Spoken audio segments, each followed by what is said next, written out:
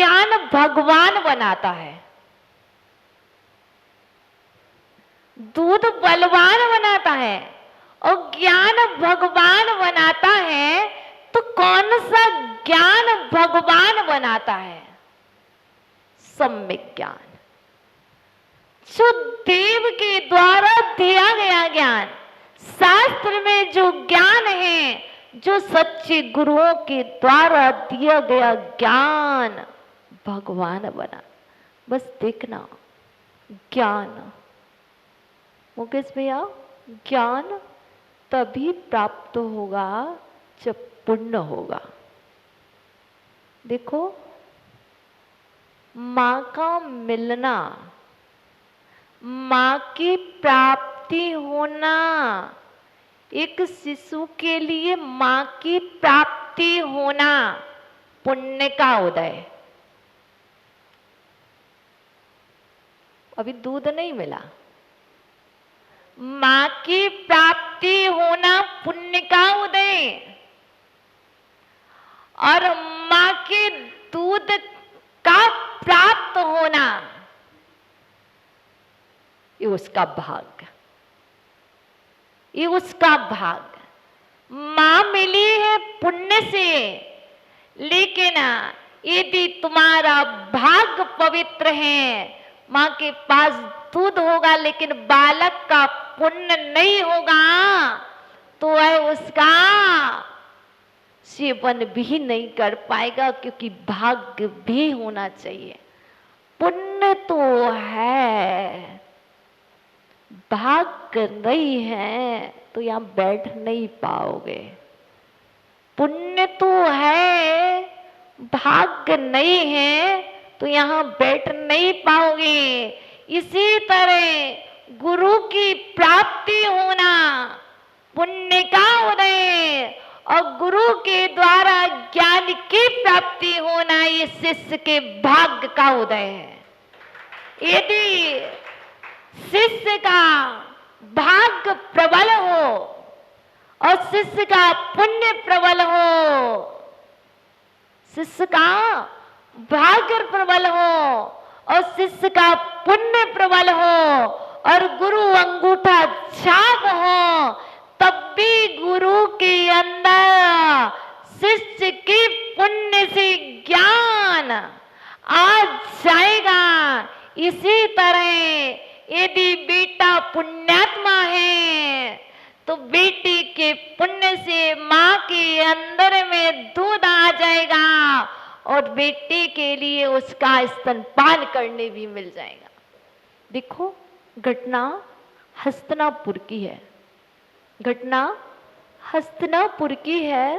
राजा सूरपाल जी, राजा सूरपाल जी का राज्यकाल चल रहा था, और वहां पर दो जोहरी थे।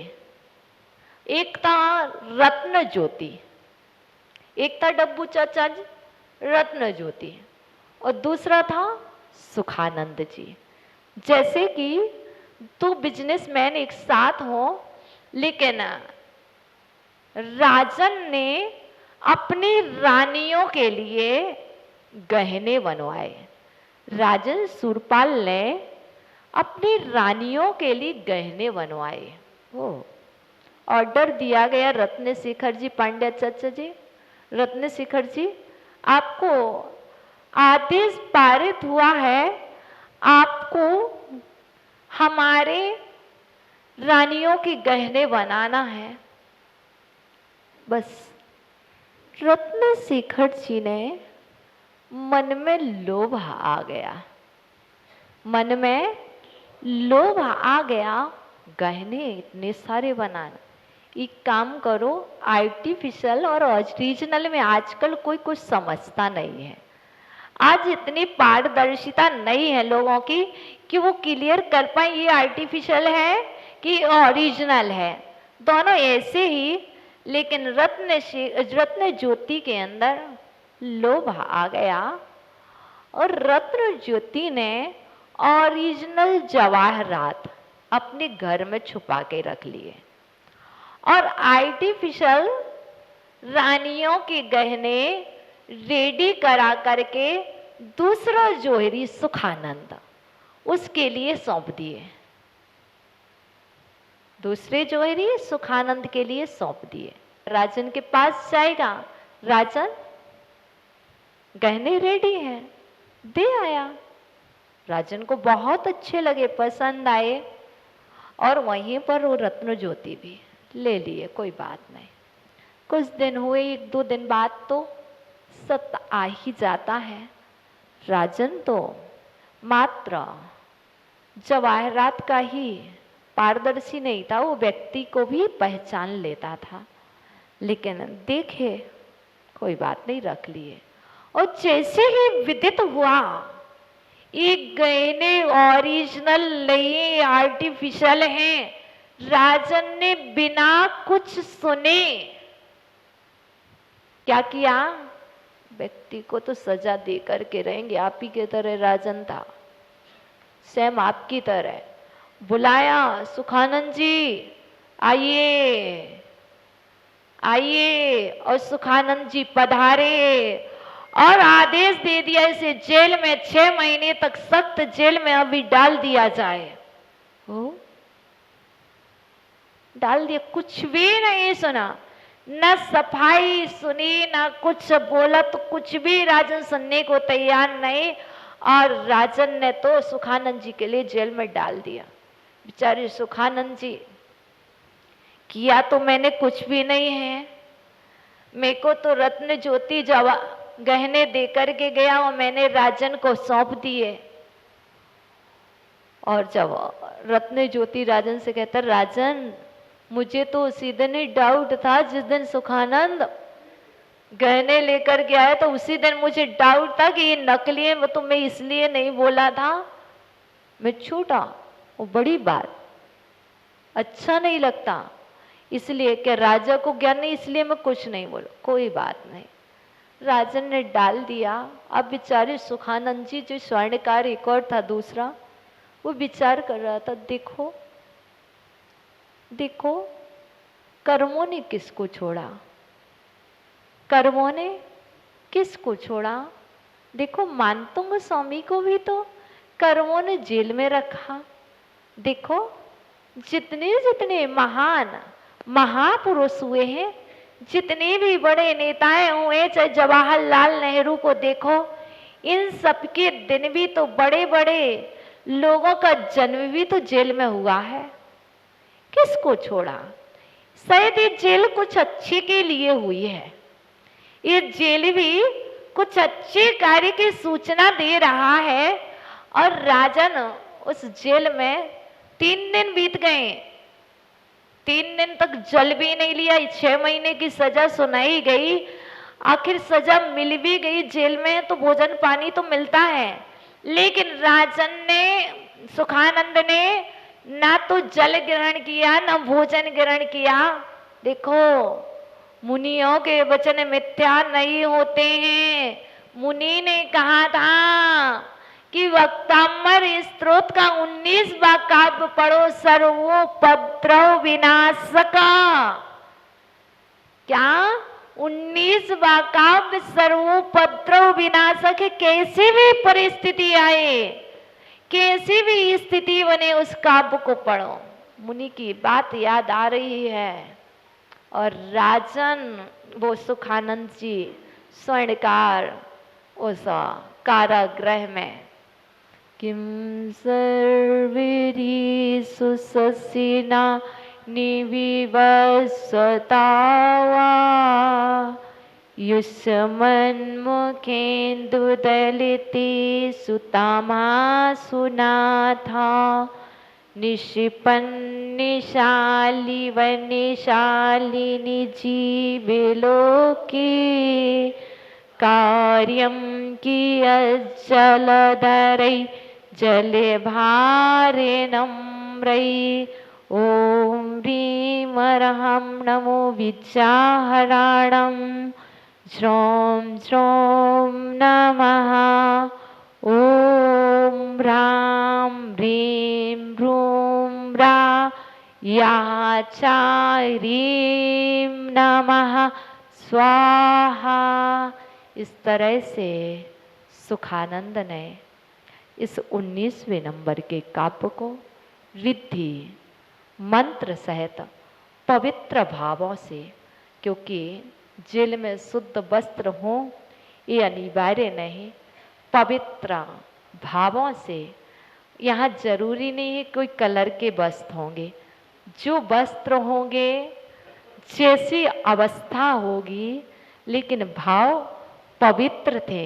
उन पवित्र भावों से सुखानंद ने इस 19वें काव्य का स्मरण किया और 19वें काव्य का स्मरण से जेल के 3 दिन बाद ही रात्रि के अर्धपहर में जम्बूमती नाम की एक देवी आती है और सोते हुए उठा ले जाकर के सुखानंद को अपने घर पर छोड़ आती है। और प्रातः वेला होती है, स्वर्णकार सुखानंद अपने बिजनेस जैसे करते थे, नॉर्मल लाइफ जैसे जीते थे वैसे ही जी रहे थे। और यहाँ सूरपाल जी को विदित होता है सुखानंद अपनी दुकान पर बैठा है, वो बिजनेस कर रहा है। देखा जेल का कारागृह का दरवाजा खुला है, पहरेदार सो रहे हैं। ओ अरे मैंने जो स्वप्न देखा था ना रात्रि में, कि रात्रि में कोई आया, एक जेल में प्रकाश हुआ, पहरेदार सोते रह गए, ये स्वप्न तो मेरा वही था। राजन समझ गया कि सुखानंद निर्दोषी था, रत्न ज्योति ने उसे फंसाया था और राजन सूरपाल ने रत्न ज्योति को बुलाया और कारागृह में बंद करवा दिया और सुखानंद से क्षमा याचना की। हे सुखानंद मुझे क्षमा कर दो, मुझसे गलती हो गई है। और राजन ने सुखानंद पर बहुत पूर्ण विश्वास किया। इसी तरह आप सभी, यह जो यंत्र है, इस काव्य में जो यंत्र है, उस यंत्र को यदि कोई अपने पास रखता है, जिसे हमेशा डर रहता है, भय रहता है, हम व्यवहार न्याय की बात कर रहे हैं, व्यवहार न्याय में डर रहता है, भय रहता, कोई हमें कुछ कर दिया है, कोई कुछ कर देगा, जो इस यंत्र को 19 नंबर काव्य के यंत्र को अपने पास रखता है, उसके ऊपर किसी भी मंत्र, किसी का जादू, किसी का टोटका, किसी का मोट, इस सभी का कोई प्रभाव नहीं पड़ता है, क्योंकि इससे प्रभावित होकर के सब अपने स्थान पर पहुंच जाते हैं, आप सुरक्षित सेफ रह जाते हो। इसलिए आपको हम पुनः पुनः बार बार कहते हैं, आपको कहीं जाने की आवश्यकता बिल्कुल नहीं है, स्वप्न में भी कहीं नहीं जाना।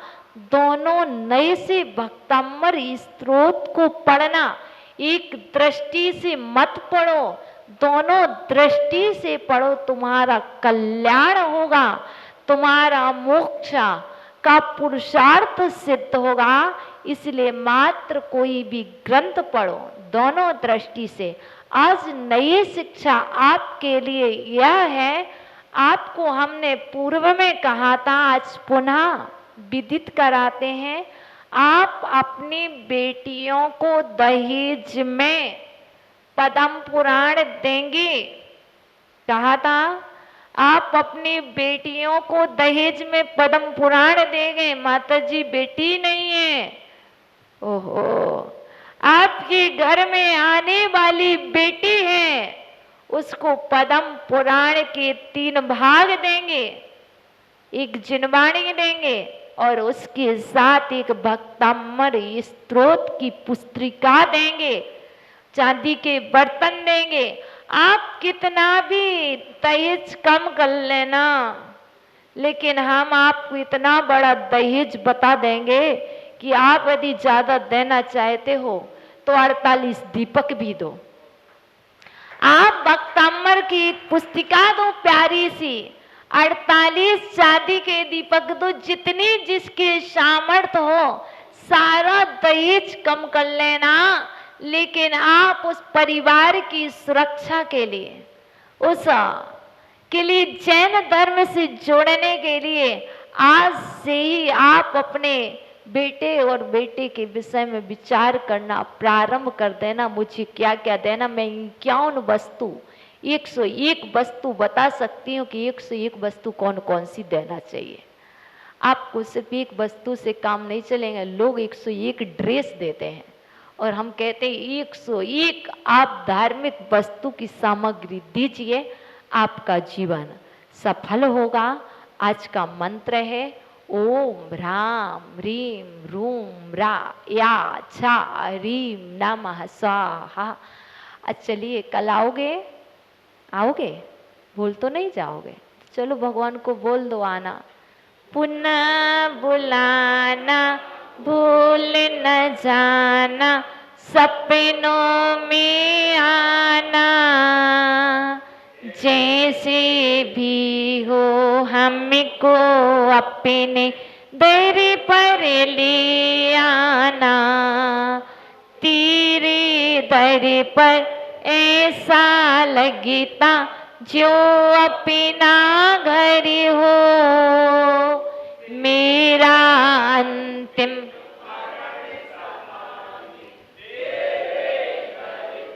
ना जाने कब तेरे दर से चलना हो जाए। किसी विधि फिर से दर्शन पाना दुर्लभ हो जाए। उत्तमार्थ प्रतिकर्म करूं मैं, सर्व दोष हर लो। मेरा अंतिम मरण समाधि तेरे दर पर हो। हे भगवान, यदि मुझसे प्रमादवशा ज्ञातवशा कोई असुंदर चेष्टा हो गई हो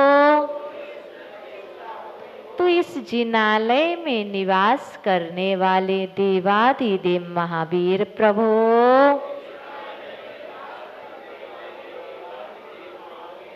समो शरण में विराजमान आदि ब्रह्मा आदिनाथ प्रभु,